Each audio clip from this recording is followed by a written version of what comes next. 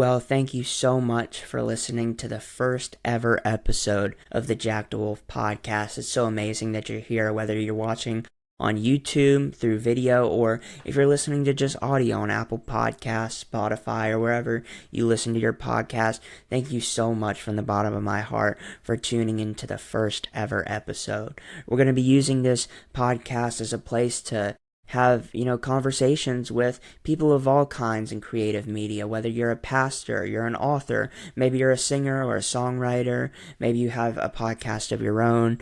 We're going to be interviewing content creators. We're going to talk about, our testimonies, how the Lord is working in your line of craft, and it's going to be an amazing place. And we're going to have a lot of really interesting conversations with people. We already have some amazing guests lined up, and their episodes will be coming out very soon by the time you see this first ever episode. We're also going to be doing long form content like sermons, and you're going to listen to me give the word of the Lord, and it's going to be an amazing, awesome, cool thing. So I'm looking forward to this. I appreciate you guys tuning in, and without further ado, welcome to the first ever episode of the Jack DeWolf podcast. In February of 2020, I had to get surgery on the thoracic region of my spine because the curve was getting to be a little too much. I think at the time it was around a little bit over 50 degrees, and so it was starting to get towards my rib cage and my heart, and we had to correct it using surgery. So we originally scheduled it for February of 2020, but we had to reschedule it because I had a wedding that I needed to go to in Chicago, and so I asked them if they could move it to March, and they agreed and said yes. So I went to Chicago, had a blast. It was a fun time, super grateful, fun experience. But when we came home, the news about COVID-19 was released and that we all needed to quarantine. So because of that, they pushed my surgery back from March to May.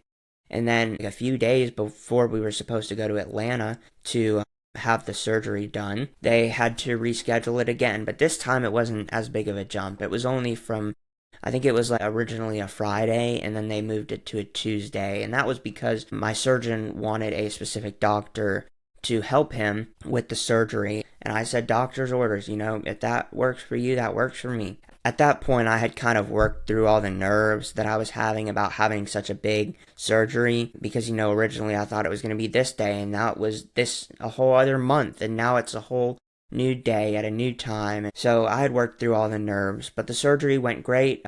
It was a 6-hour surgery. I was the first surgery of the day. I had 13 vertebrae operated on. The surgery went great, and I ended up recovering physically very well. I think within 40 days or something, I was doing backflips off the diving board at the pool. But what I didn't recover so well from was the psychological aspect of being in a children's hospital during the height of the COVID pandemic. I mean, it was the most depressing place to be, especially under the circumstances that I was in. Only one of my parents was allowed to be in the hospital with me because of COVID restrictions. I couldn't really go anywhere in the hospital. I had to stay in my room unless I was going to physical therapy. And then when it was just very depressing and lonely. I couldn't have any visitors. And so when I went home, I was still dealing with that, depression and loneliness because I couldn't have visitors come to the house because everyone was in lockdown. And I also ended up having a really bad reaction to the oxycodone that they gave me. They had to wean me off of it, and I survived that entire surgery on strictly ibuprofen and Tylenol. It was insane. My mental health would continue to decline a lot after this. I was self-harming daily for months. There were some days when I actually couldn't self-harm daily because there were so many scars all over my body that there was nowhere else to cut on my body, and I had to wait and let the scars heal before I continue again. I also had a lot of suicidal ideation. There were a lot of days where the only thing I could think about was how I was going to end my life, and that's the only thing that I could think about. And eventually, all of those suicidal ideations caught up to me. And one night in September of 2020, I attempted to take my own life by sneaking downstairs from my room. I took a kitchen knife and I used it to make a slit in my throat. I allowed myself to bleed out over a sink, and I remember being very furious at the time. It sounds psychotic and crazy now that I'm doing so much better, praise God. But at the time, I was so mad and frustrated because my whole goal was to take my life, and I had planned this out, and I thought, I'm going to make a slit in my throat and allow myself to bleed out, but it didn't work. And that made me really upset. And I was really, mad and frustrated that, like, it didn't work. Eventually, after I stopped bleeding, I used a bunch of tissue paper and paper towels to clean up all the blood on myself, and then I put on a hoodie to hide all of the scars, and then I cried myself to sleep for hours, essentially. And I didn't know it at the time, but my life was going to change forever after that, because the next day at school, one of my teachers found all of my cuts. Essentially what happened was, we were outside, and it was starting to get really hot outside, and I was getting a lot of sweat in my cuts, and it was really painful. So when we came back inside, I sort of, but not really, took off my hoodie. I did it just enough so that it was still on, but it was enough to kind of hide my arms under the desk so that they could, breathe a little bit and cool off. But I ultimately I didn't do a good enough job, I guess, because one of my teachers did see all of the cuts on my arms, and they reported it to the administrators. And so the next class period, I think, it would have been the next class period, one of my academic counselors came and pulled me out of class, and then I was essentially coerced into confessing that I was having suicidal ideation and that I had self-harm cuts. And at that point, I just chose to take my jacket off because I felt like I was caught and there was nothing else I could do. So I was forced to stay in his office until my parents got there, and we had a conversation, but I don't really remember what it was about. Yeah, so eventually, they took me to the emergency room, where I was labeled as a triage 1 patient, and I was seen immediately. After all of the physical wounds were treated in the emergency room, the decision was made to admit me into a psychiatric hospital. I was under the age of 18 at the time, so I had no choice. I had no say.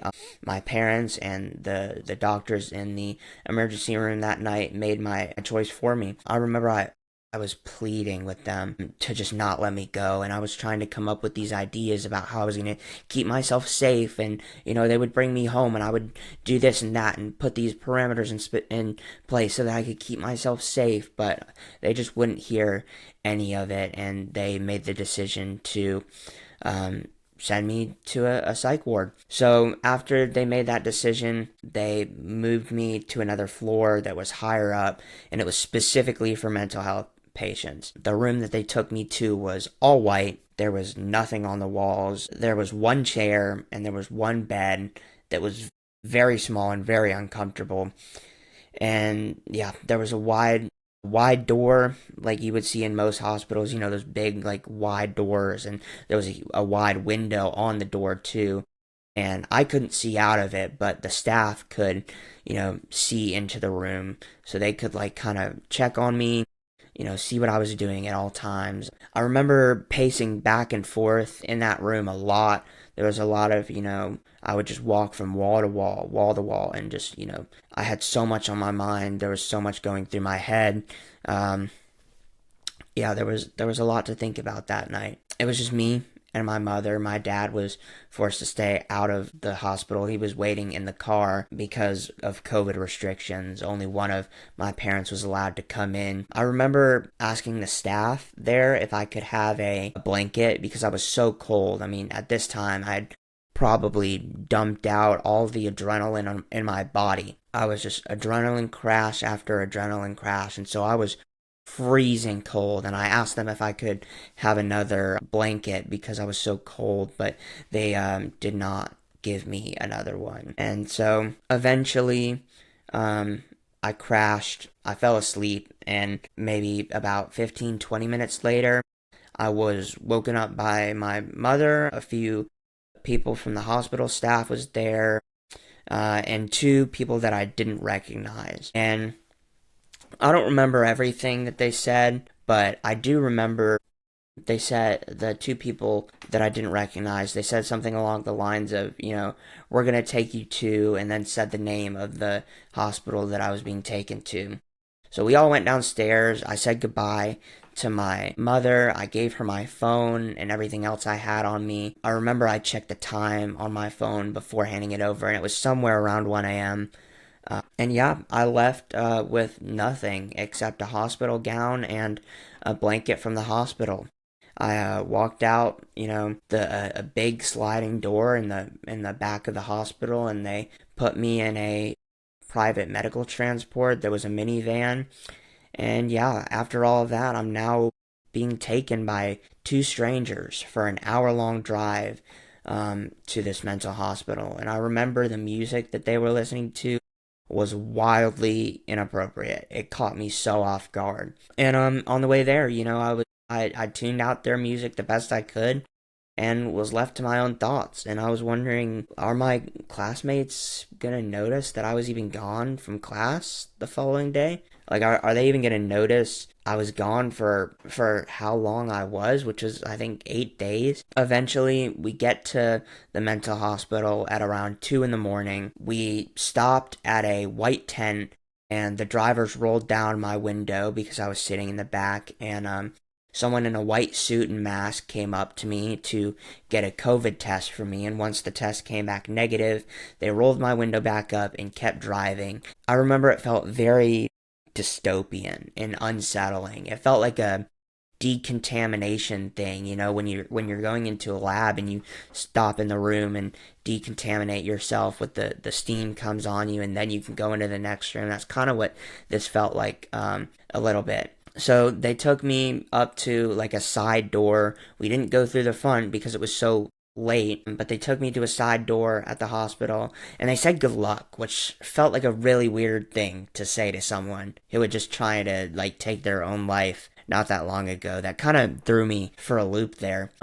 A staff member took me to a crisis evaluation room, but this was a miscommunication because I had already done eval when I was in the emergency room at the hospital that I had come from, and I didn't need an eval, but they took me to an evaluation room. Every wall was painted the same color. It was like an ugly green, and it was just so horrible and not pleasing to look at. There was nothing on any of the walls except for one TV that was in a wooden box with a clear, plastic screen over it. There was one chair and there was one couch, and the couch was too small to fully lay down on. I was told that a psychiatrist was going to come and ask me some questions. No one ever came. So, yeah, I was essentially isolated in a small room alone by myself at 2 in the morning with no phone, no clue where I was. I didn't know where I was. All I knew was the name, but I didn't know where that hospital specifically was. Yeah, and all of that happened under the circumstances of the fact that I had just tried to take my own life less than 24 hours ago, or probably right around 24 hours ago. And so and I was also freezing cold because I was still in a hospital gown. Like, I had nothing. I remember being thirsty, so I went to open the door, and to my surprise, the door wasn't locked. I just walked out there, and it was a ghost town. Nobody was there. Everybody was, gone. I guessed at the time that, I was the only person even remotely close to where I was. Like, in that wing, I was probably the only person. So I walked around, for like maybe 30 seconds or so, and I ended up finding a water dispenser with paper cups, and I quickly drank some water, and then I ran back to my room because I was worried that someone would find me out of the evaluation room and that I was going to get in trouble. After that, I really just kind of kept replaying that day's events over and over in my head. Like, because keep in mind, a few hours ago, I was at school. It was like any other day. Nobody knew about anything. And now I was sitting alone in an empty room, all alone. Like, it was just horrible. Like, I didn't have anyone to talk to. I didn't have anything to eat or drink except for the water that I had found, and there was nothing to do. You know, I didn't have my phone. It was so late that there was nothing to watch on the TV that was in the room, and I was just alone with all of my thoughts after the most traumatic day of my life. And eventually someone on staff opened the door and they came into the room and they got me. And that was probably around 7 a.m. Which I learned when I asked what time it was, because there were no clocks. I had no sense of time. Even when I had ventured out for that little bit, there were no clocks around, and I wasn't able to tell what time it is.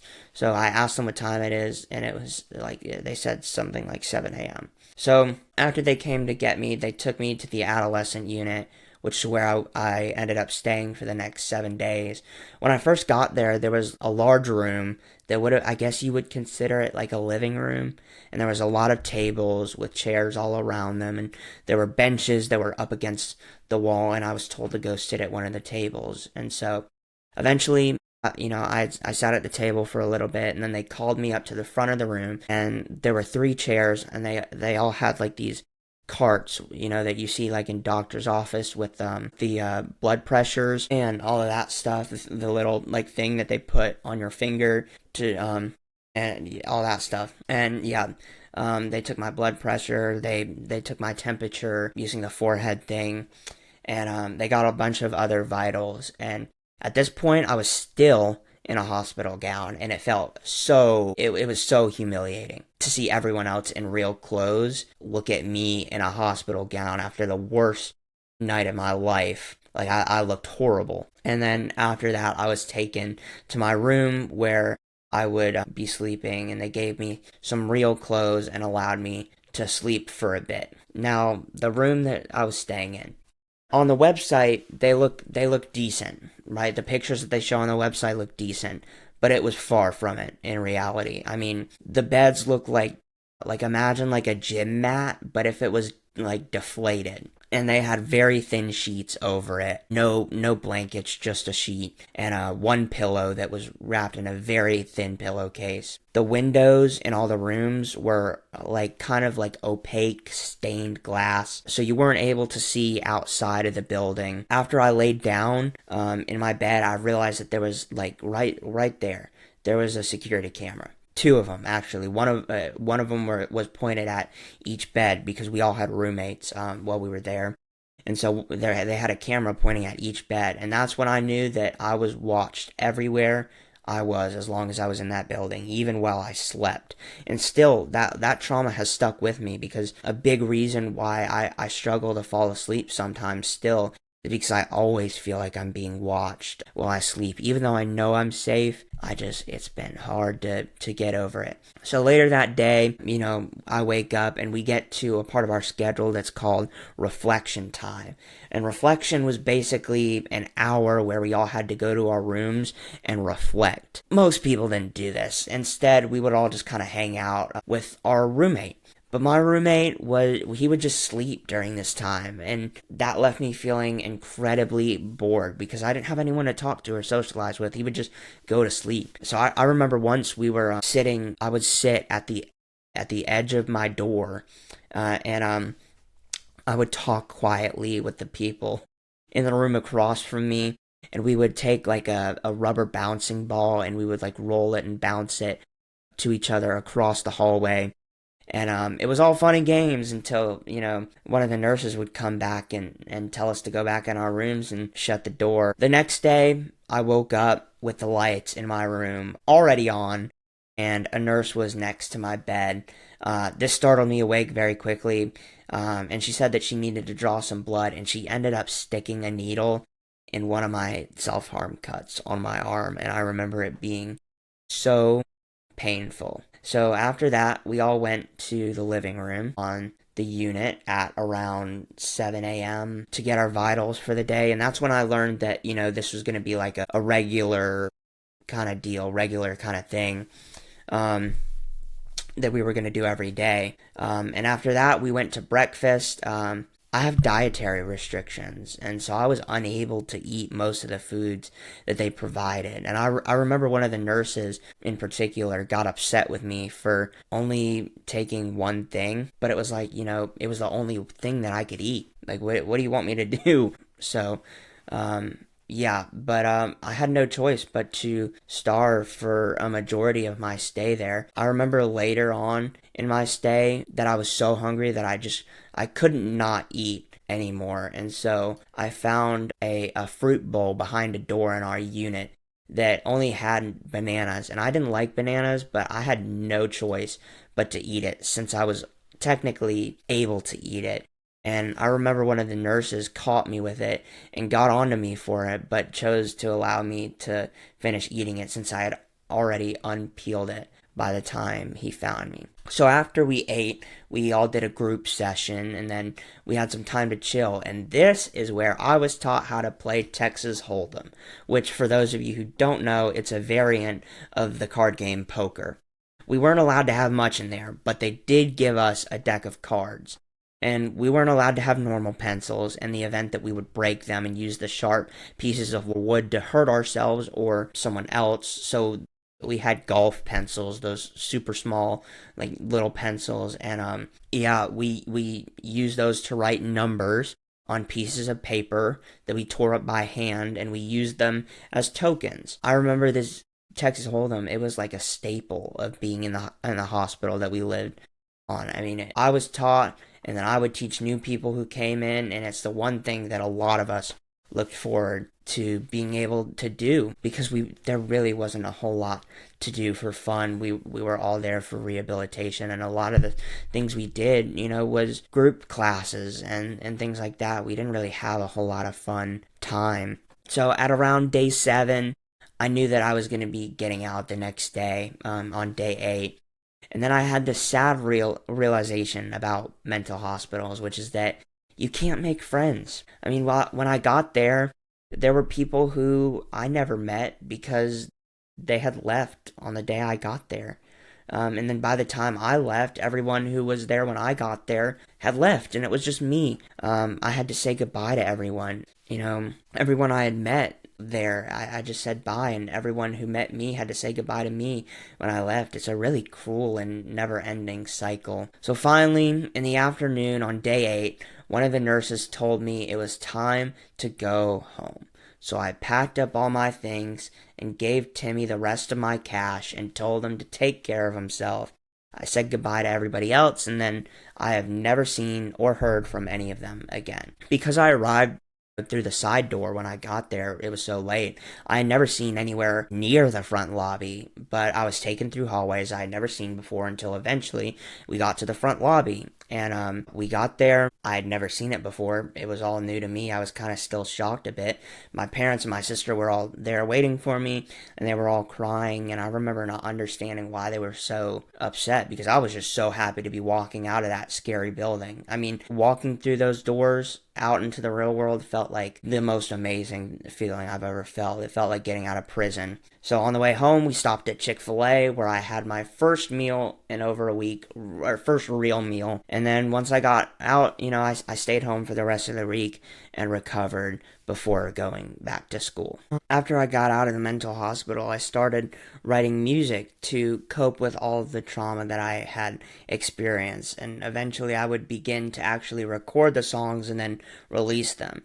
And at first, they were horrible. It was not good. But as I practiced the art of, songwriting, upgraded all my equipment, and utilized social media, people started to relate to what I was writing about in my songs, and I grew a fan base. And by the end of my freshman year of high school, I had songs with tens of thousands of streams, a few videos that went viral on social media. I had built a decent following. And this brought a lot of positives, but it also brought a lot of negatives. And it would ultimately become a catalyst for me deciding to leave the school district at the start of my junior year. So I experienced a lot of bullying in high school.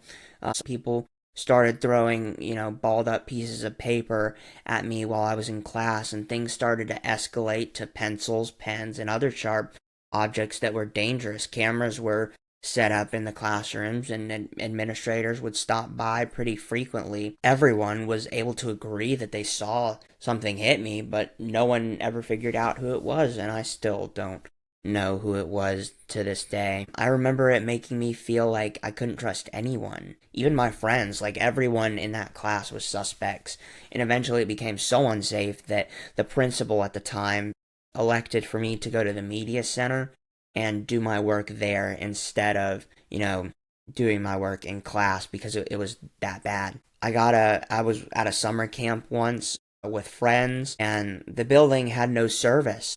And so we all went outside during lunch, and when I left the building, my phone just started blowing up. There were lots of missed texts coming through, and so I called my manager at the time, who was also one of the boys, and he basically explained to me that someone had photoshopped a fake Instagram DM to make it look like I messaged, you know, someone saying that I was going to kill him, which was just insane to me. Like, that they were taking this level of bullying to that level. I tried blocking people that were causing these issues, but when I blocked their numbers, they would just move to a social media platform, and if I blocked them on social media, they would just make a new account, and then when they got tired of that, they would just move to a new social media platform entirely, and then the process would repeat itself. There was no escaping people like this. I was stalked and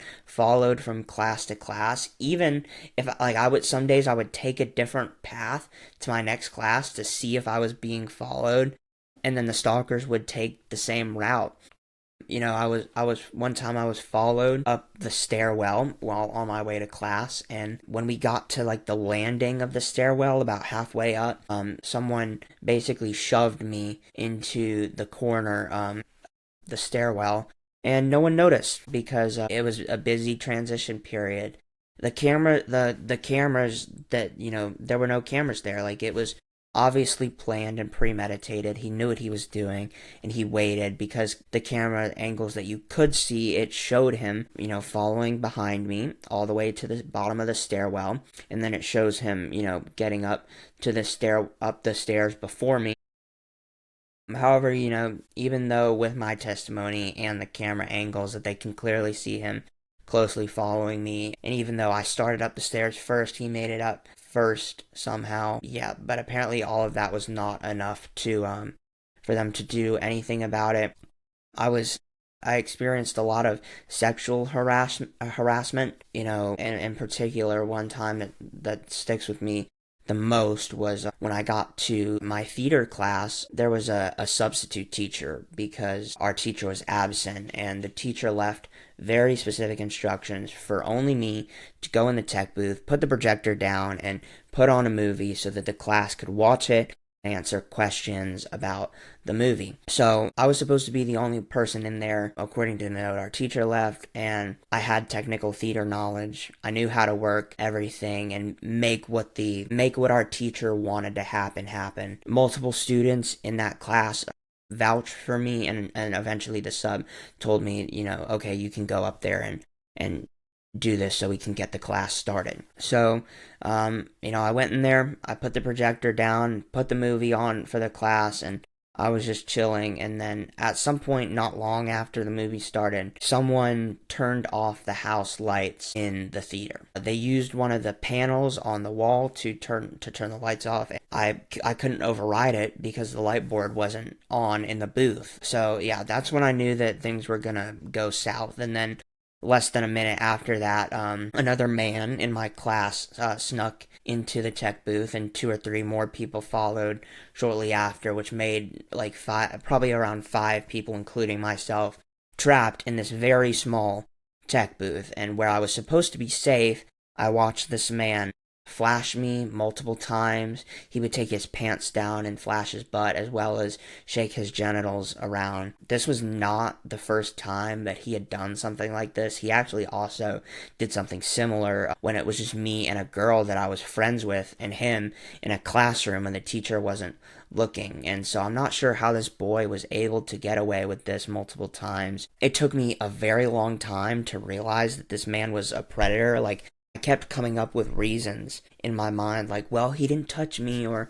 well, there were other people around, like, no one else was weirded out. I just felt so totally defeated, and, that scarred me for the rest of my life. I started calling myself JD and identified as bisexual. Looking back on it now, I realized that it wasn't actually a sexuality thing, it was an identity thing, because I don't think I would have ever been in a relationship with a man. It was all lust related. And then as for calling myself JD, it was just really ultimately, it was never about pronouns or being non-binary. Really what it was about was I didn't want to be the depressed, abused public figure that I was, and calling myself JD and asking others to call me by that nickname gave me kind of like an excuse to kind of escape who I really was and allow myself to just play this character and be someone that I wasn't and escape all of that. Now, unfortunately, even though all of these terrible things happened to me, our school district and our high school was very corrupt, unfortunately, and they took advantage of me, didn't help me, allowed me to be bullied and have these horrible experiences happen to me on their property. Three things that stick out in particular to me was their response to my March 2021 suicide attempt. At this point, all of the bullying, the sexual harassment, the stalking, the abuse, it all caught up to me, and I decided that I was going to take my own life again, and that I was going to really make it work this time.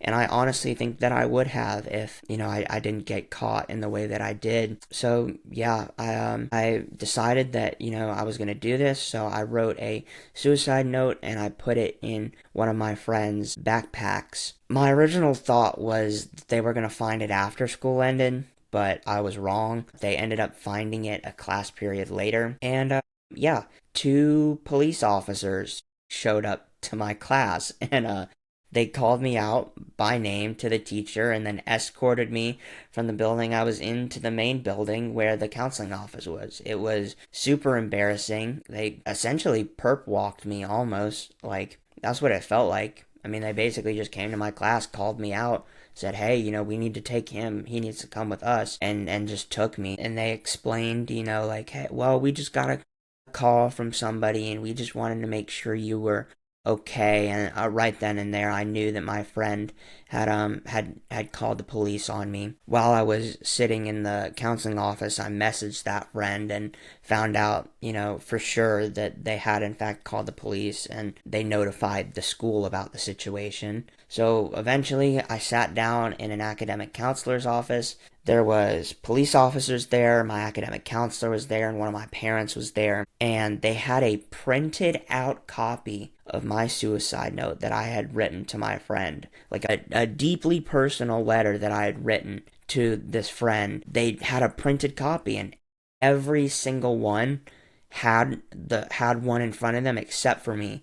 So I was essentially watching, 2 police officers, my parents, and this academic counselor all read this personal letter that was not meant to be read by them, and I was kind of just sitting there. I couldn't even look at it. I don't remember what I even said, and it was very embarrassing and humiliating. Another thing was how they responded to the bullying. I was not provided adequate protection while I was in their building, even though there was very clear evidence of cyberbullying done by students that were there. And not only were they just, go to the school, but they were doing this cyberbullying while they were on school property, and this was happening during the middle of the school day. I remember once after I told one of the assistant principals about a situation that had happened, they said that he would, take care of it, and I got a message from one of the people on Snapchat about 30 minutes or so later that says, how much publicity am I giving you? And that's a direct quote to that. The third thing was the response to the sexual harassment. When I worked up enough courage to actually talk about my experience with the man who was doing all of these things to me, I sent an email to a assistant principal and my academic counselor, and I explained the situation to them. I sent the email with read receipts so that I could know and verify that they had read and received the email. And about a week later, I also had a conversation with my academic counselor where I used voice memos on my phone to record our conversation, where I captured him in audio admitting that he had read my email and that they were looking into it and taking it seriously and all of that stuff. Just for all of that to be a lie, they didn't do anything. No one ever faced any consequences for that. But eventually, all of these, this all got to a criminal level of stalking, criminal level of bullying and harassment, like a criminal level of sexual harassment in particular that I'm just not going to even go into detail about. And so I sat down with my parents, along with an academic counselor, the assistant principal, both of them that I had originally emailed, and our principal at the time, and then an officer from the sheriff's department. And so we all sat in a conference room in the school, and I explained what had happened again, even though I didn't want to, but I did it anyways because I felt like, I was supposed to be around adults, like that were supposed to have my best interest in mind. My parents obviously did, but it was clear that the school did not. In fact, they were taking it so unseriously that when I told them what had happened, my academic counselor and the assistant principal acted like they were hearing about it for the first time, and they said, "Oh, we're so sorry this happened to you. Like, this is our first time hearing about the situation." And I just wanted to scream at them so bad and call them liars. Like, I was gonna pull up the email that I sent them and show them the recording that I had recorded of him saying that he verbally confirmed it, but I didn't because I felt like people who were supposed to protect me had failed me. Like, this happened on their property and they couldn't even keep me safe, and I was so mad. So within the first, few days of my junior year, I knew that I was gonna have to leave the school. It was becoming too dangerous to continue going there any longer. I remember waking up one morning and my hand was in a lot of pain, and by the end of the day it was still hurting, so I asked one of my parents to take me to an orthopedic urgent care. And when we got there, they did all their stuff, and they said off the first initial look that it looks like my symptoms are presenting like carpal tunnel, even though I'm obviously too young to have carpal tunnel. So they gave me a 7-day steroid and a hand brace. The steroid worked, sort of. It didn't really help with my pain, but it did reduce the swelling for a couple days. But it was not a help overall, and the hand brace just aggravated it more. Eventually, the pain that was just in my hand began to spread to other parts of my body. Symptoms included swelling, numbness, sharp pain everywhere on my body. I often would describe it to people like it felt like someone had tied a tourniquet around my arms tightly and then left it there for days. Like, I couldn't feel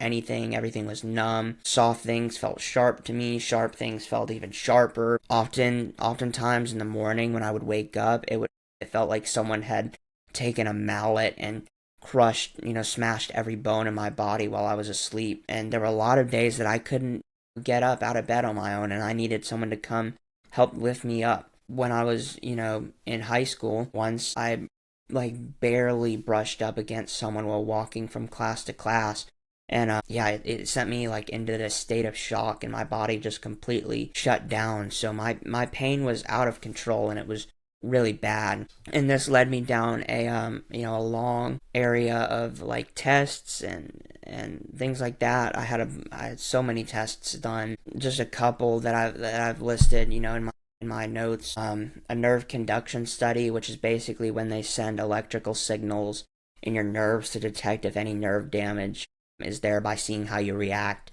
I remember that it shocked me all over my body for about an hour. It was anywhere between all the way from my feet all the way up through my legs, my stomach, my chest, my arms, my hands, pretty much everywhere on my body. All for those results to be labeled as non-specific signal changes, which basically means essentially, that, something is wrong. Something is going on here and it's not right, but we're not able to identify or figure out exactly what it is that is wrong. Right after the nerve conduction study, I had an EMG done, which is basically when they take a needle and they insert it into your muscles to detect electrical signals and, listen to your muscles. They also did this all over my body.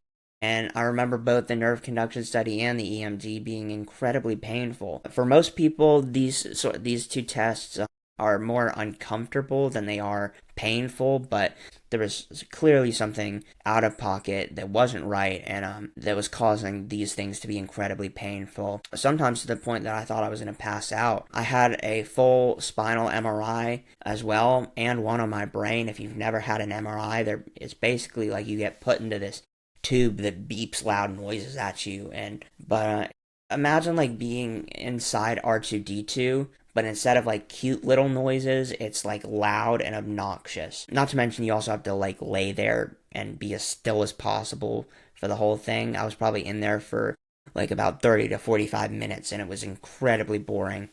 When I saw a pediatric neurologist, they took a broken popsicle stick that looked very sharp and they poked me with it to see if I could feel anything. I did not. However, I did start swelling up as a result of that, and I did start to be in a lot of pain. Another time, with a separate doctor, the physical exam was so painful that they had to stop a few minutes into it because of how much pain I was in, and they weren't able to administer the actual exam. I've had a whole lot of blood draws, like an unfathomable amount of blood draws. Too many to count. The average amount of vitals taken during a blood draw is, I think, around 1 to 5, and there were times when I was drawing up to 9 vitals in one sitting. Most of the nurses were pretty good at their jobs, but every now and then you would have someone that would just be careless and they would blow a vein or something like that. It was incredibly painful. At one point, I think I had like 3 blood draws in a span of 48 hours, and that was not fun. I've also had a lot of x-rays done. None of them really gave me any helpful information. I've had a skin punch biopsy done, which is basically like they take a hole puncher, or it looks like a hole puncher, or a cookie cutter looking tool, and they use it to kind of do exactly what it sounds like, take a piece of your skin out. That's why it gets the name skin punch biopsy.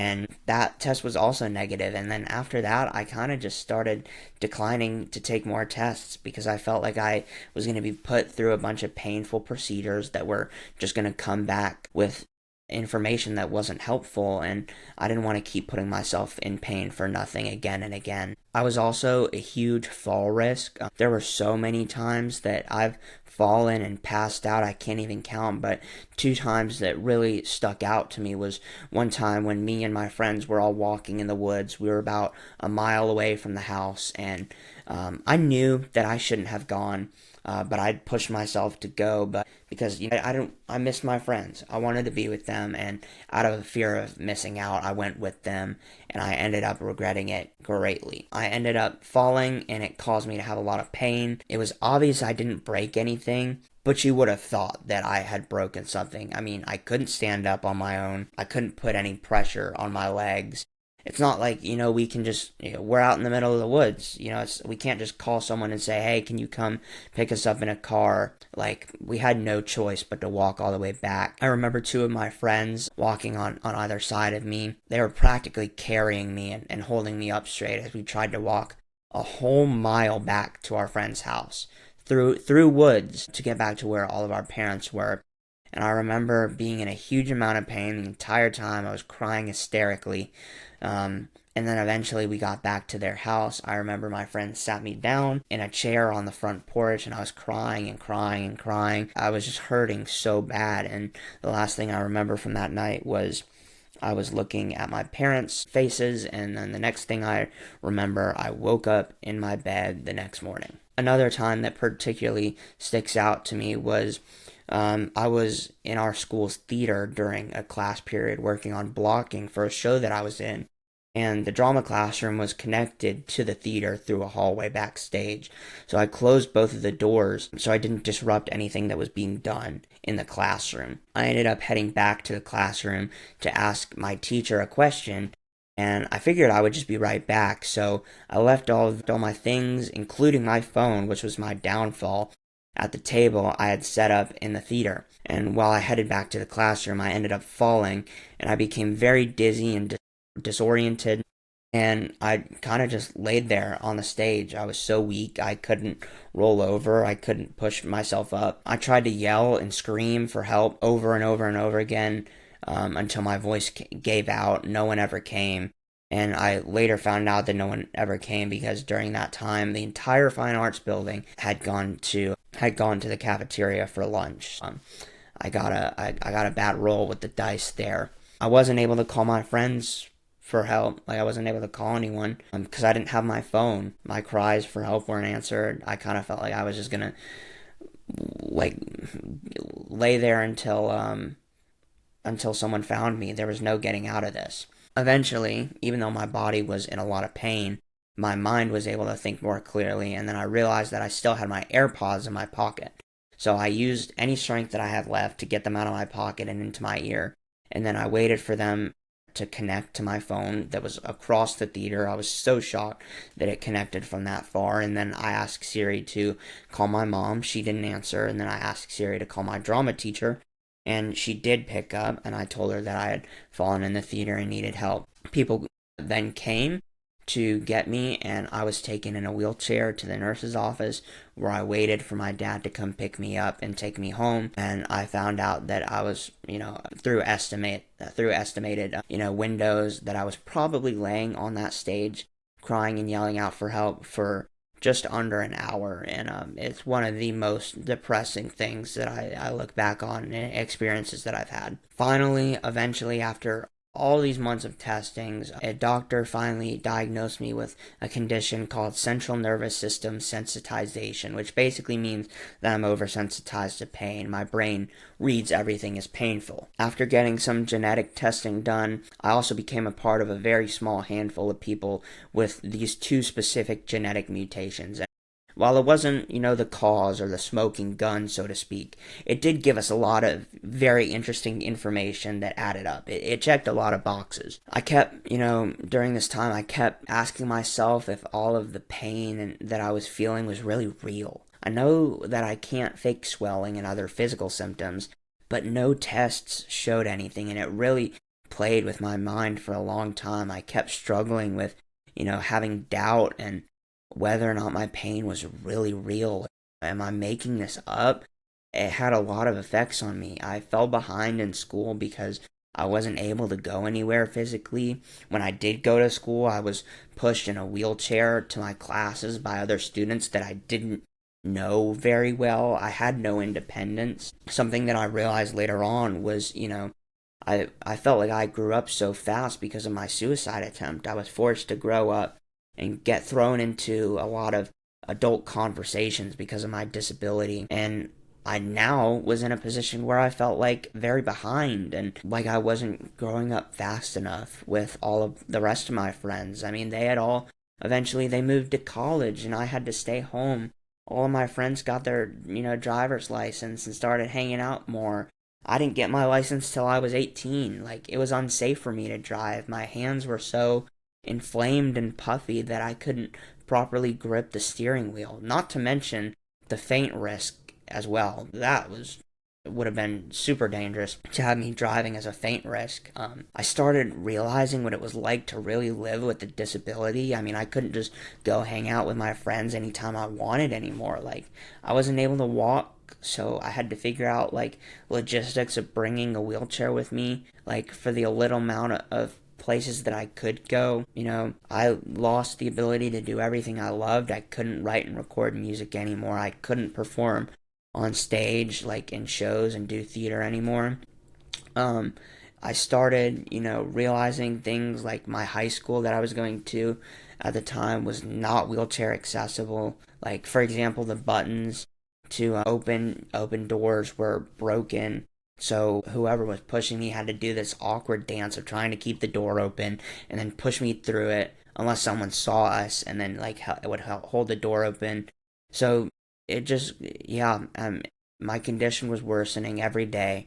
And I kind of came to the conclusion in my mind that my body was going to give up the fight. I thought it was over for me. My body was shutting down every day, and I had just given up the fight. But that means that I had hit a rock bottom, and Jesus is the rock at the bottom, and he had something in store for me that I didn't even know. Hey there, this is Jack. I just wanted to say thank you for listening to the first ever episode of the Jack the Wolf podcast. It means a lot that you're here. You're an OG, so we appreciate you listening. Everybody that's watching on YouTube, leave a like, a comment, subscribe, write a review. We appreciate it all. Now we'll get back to the episode. Now, for a bit of context, I got asked by a colleague of mine to be the assistant acting coach for their production of the musical Little Women. Now, it was the start of my first semester of college, so between that and music, I felt like I couldn't handle all the commitments at once. However, the director and the producer of the show, who also happened to be my voice teacher at the time, convinced me to take the position. When I saw that one of the dates of the show was on the 4th anniversary of me attempting to take my own life, I reluctantly agreed for the sole purpose that I would rather be out doing something than being stuck in my room all alone on a night like that. I was not supposed to be a part of this production at all. Keep that in mind, because that comes into play later. The only reason I agreed to do this show was specifically so that I could be there on that night that I attempted to take my own life and doing that show. And what I didn't know at the time was that would be one of the best decisions in my life that I've ever made. And a few weeks after joining the show, I was promoted to assistant director and stage manager. Now, a large majority of the cast was Christian, and they all decided to do a prayer circle before every show.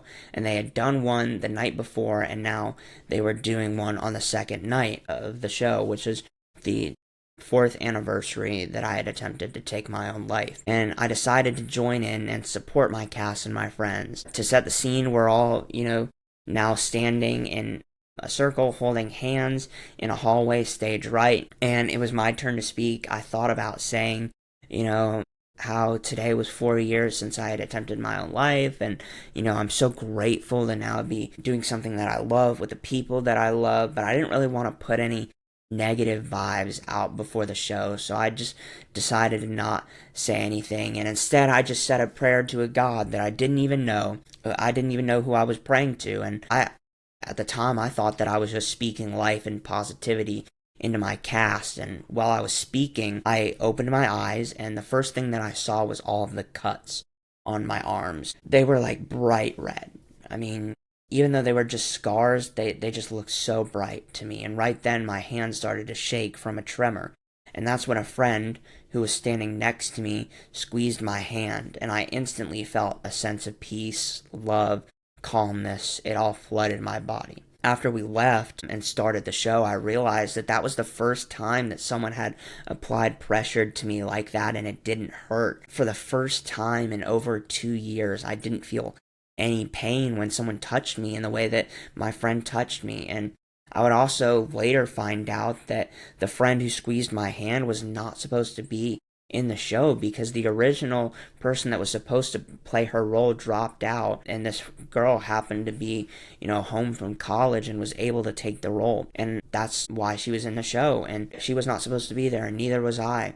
So somehow God miraculously brought the two of us together from across the country on a specific day, time, and place to tell me it was time to pick up my cross and follow Jesus. After the show was over, I was sitting on a couch that was part of the set with a close friend of mine, and I told her what happened and asked her what it meant. And I remember her saying something along the lines of, "Jack, that is God." And I remember we just sat there for a while on that stage, and we just talked and talked. And when I got home that night, I went into my studio at my house, and there was a note sitting on my desk. Now, for context, I had received a note from the girl who squeezed my hand night before for opening night, and I left it in the kitchen when I had gotten home the night before. So somehow it ended up on my desk. And after that, after she had squeezed my hand and I had this supernatural encounter with the Lord and realized all of these things had happened. And I went home and saw that. I was done believing in coincidence after that. After everything I had experienced that night, it was just too much. And I said, okay, it's going to take a while, but I want to learn and I want to start asking more questions about who this Jesus guy is. At that point, I started asking questions and learning what it meant to what does it look like to read your Bible every day? What does it look like to go to church on Sundays? What does it mean to be a Christian? What does it mean to really follow Christ? And just started asking questions, and two of my friends invited me to church, and I've been going ever since, and Jesus Christ has radically changed my life. I've always thought that it was, so powerful that God had chose to redeem such a traumatic day in my life. Scripture talks a lot about how, Christ brings us from death to life. And I think it's so cool that God chose to give me a new life and call me by name on the anniversary of the day I tried to take my own life. And so one of the things that Christ taught me first was patience. I struggled with that for a while before I knew him. I like to get things done as quickly, efficiently, and effectively as possible, and he knew that I was going to have to walk with him on his timing and not my own. And as I've been patient with the Lord and let his timing play out, my life has changed so much. After several months of being denied by insurance and doctors arguing back and forth, I was finally approved to start taking a new medication. It was an injection, and that I had to take it every 2 weeks.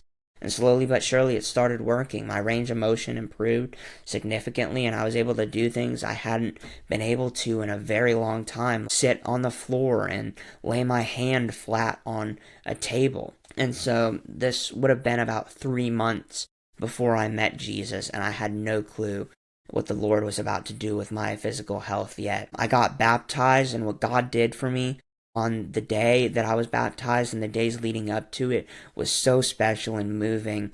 And it was so crazy and insane that that's going to be its own episode, and you can watch or listen to it next week. Now, a few weeks after I was baptized, I was backstage during our church's second service, and I was talking to a woman from our church in the green room about some of the things that I was experiencing and going through. And after we finished our conversation, she asked if her and some other people that were there could pray for me. And so her and her husband, who's the worship director at our church, our college pastor, our stewardship director, a couple of our worship leaders, we all went into the hallway behind the green room, and they all prayed over me. And it was one of the most powerful things that I've ever experienced. And a week later, after they all prayed for me, I ended up taking my last dosage of pain medication, and I have now been 10 months free without it, and I'm still able to do all the same things that I was able to beforehand,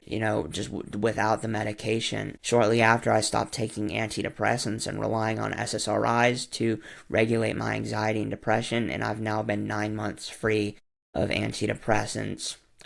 In a year and a half, I went from taking 5 or 6 prescription medications to 0, and I'm now no longer prescribed any medication of any kind. A year later, after I came to Christ, I had a pretty big full circle moment. In September of 2025, a year after, I had my first encounter with God, I was cast in a production of Into the Woods, and this placed me back in the same theater I had met Christ in, a year later, and a good portion of the cast for that show had also been in Little Women.